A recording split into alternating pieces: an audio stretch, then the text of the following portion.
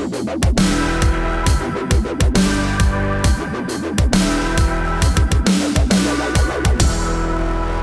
most Americans don't know the names of any political consulting firms, but now Cambridge Analytica has been battered into our heads every hour on the half hour and 15 minute by CNN, MSNBC, Fox News, and all the others.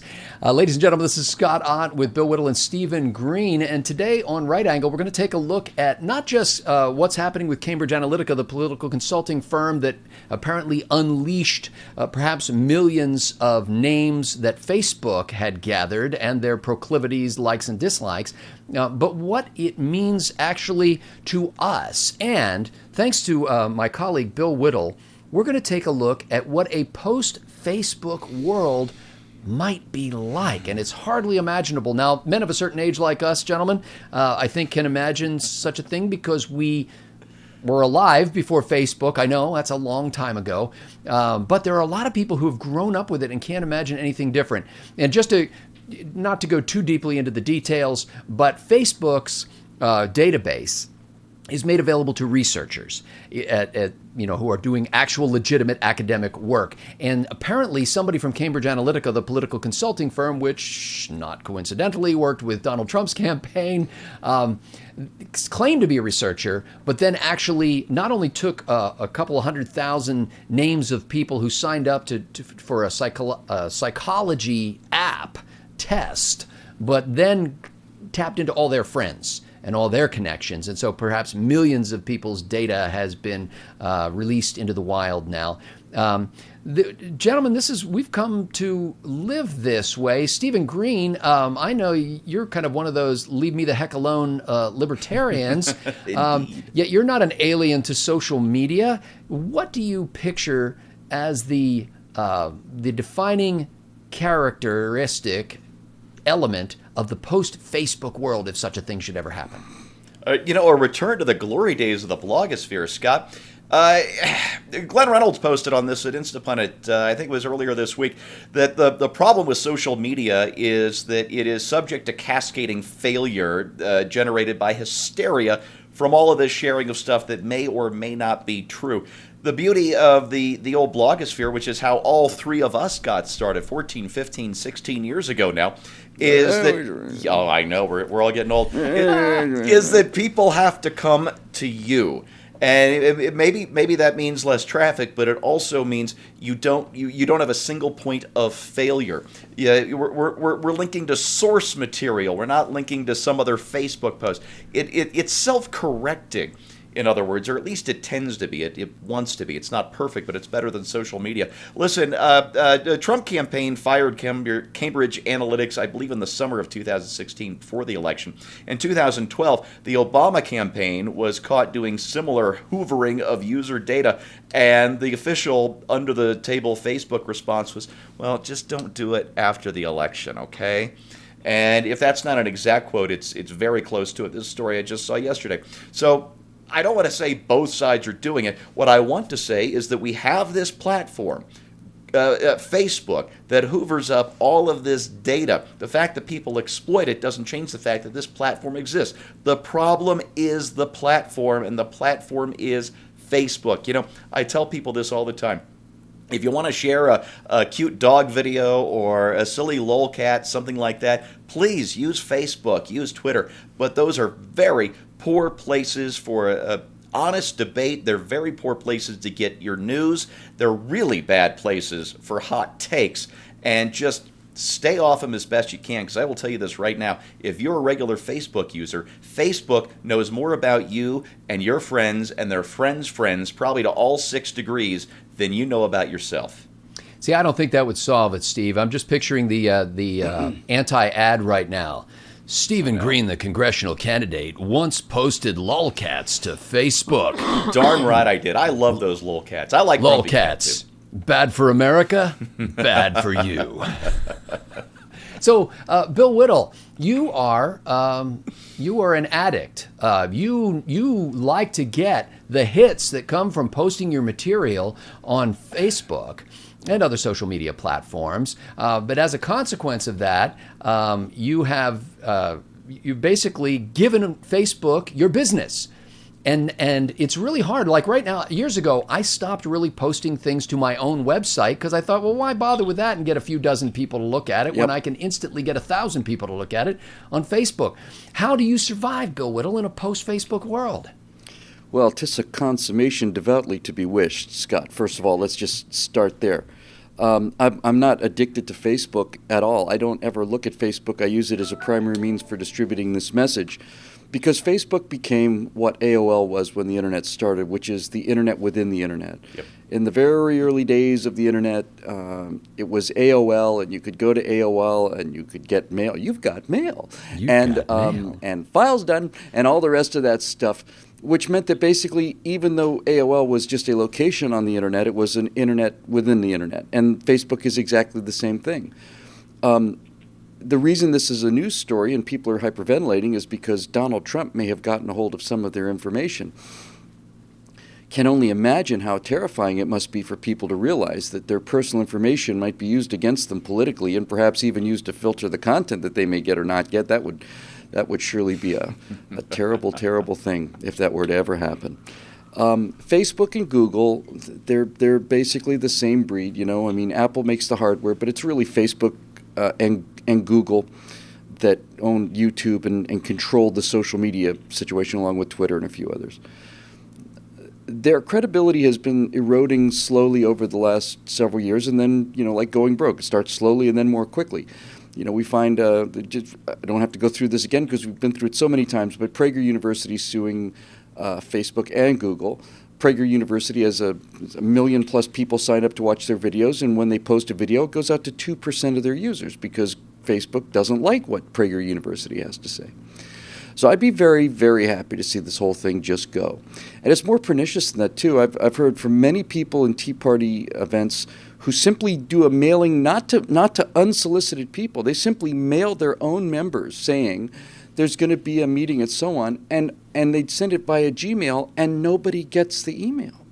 It just doesn't go through. It's an accident, of course, some kind of a Bill, technical glitch. Can I jump in and ask you how far you're Please. willing to go in your conviction that something is awry here?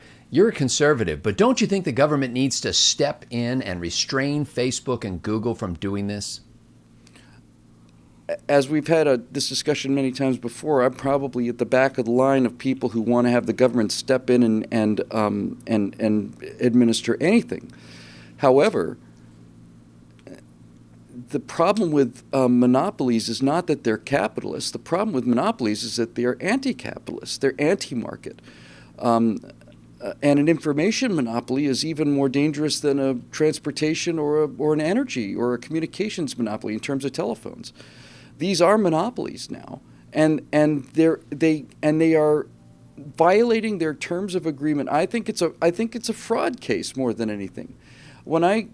Maybe it's buried on page 900 of the terms of agreement. Undoubtedly it is. It's buried on 900 of the page terms of agreement that nobody ever reads. They just simply click on. But Facebook does not announce that they're going to suppress conservative content. They don't make that clear to you when you sign up for Facebook that they're going to determine which political views are transmitted and which ones are suppressed. Well, so it has become something more than a privately owned company in the same way that utilities are more than privately owned companies. We have certain regulations against utilities because it's not economical for this. Let's just take an example that just seems to make sense to me. In Los Angeles, it doesn't make sense for there to be 15 different electric companies, each one of them constructing their own wires with their own electrical outlets in your house, right? That's just the reality of the world. And so that's usually limited to one carrier or one or two monopolies. And because of this, those private companies have to undergo the kind of scrutiny that I don't think should be or needs to be applied to other businesses where you have a choice. And this is pretty much what it's coming down to, Scott. It's no longer a question of, well, I choose to go to Facebook or don't choose to go to Facebook. It's now becoming like the electric company, where I don't like the way this electric company's service is being provided, but I don't have 15 choices of who I can get my electricity from. Therefore, we're stuck in a world where we have to do things that we wouldn't want to do in a truly free market where we did have an endless series of choices. Yeah, Bill, if I can jump in real quick, Scott, if you don't mind, common carrier rules like apply to telecommunications company would be perfect for Facebook, Twitter, YouTube, and Google, in which they can't be held liable for the content. In other words, if you conspired back when AT&T was the phone company, if you conspired to commit a crime over the phone, AT&T couldn't be held legally or financially responsible for the content that was carried on their phone lines, even though that content was a crime or a conspiracy to commit a crime.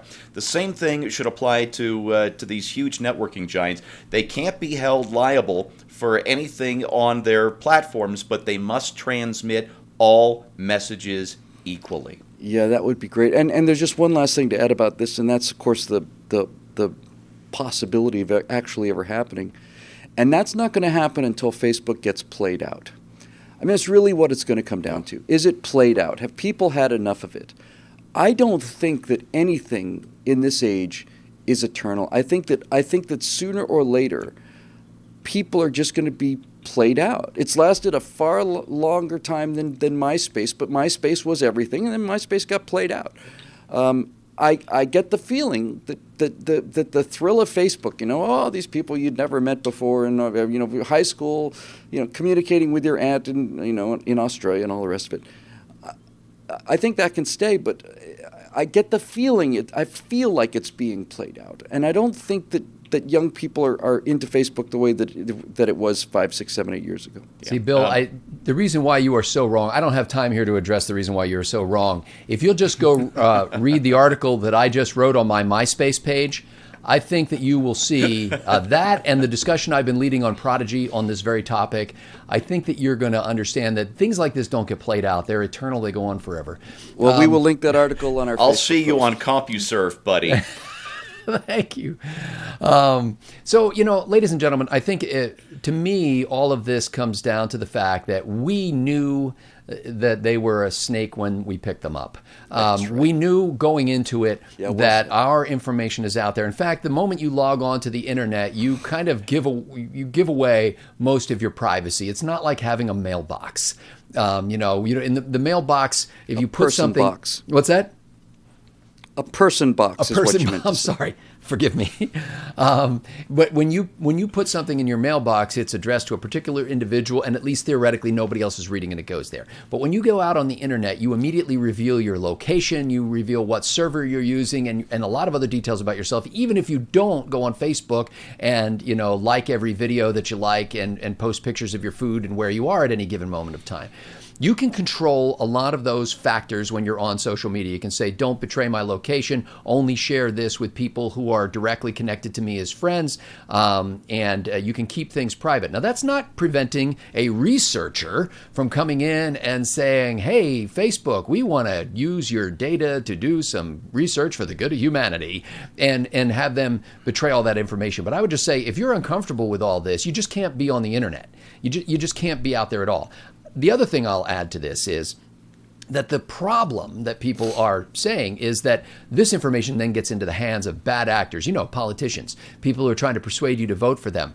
What kind of knucklehead makes a decision about who to vote for by crap that they see on Facebook? So most people.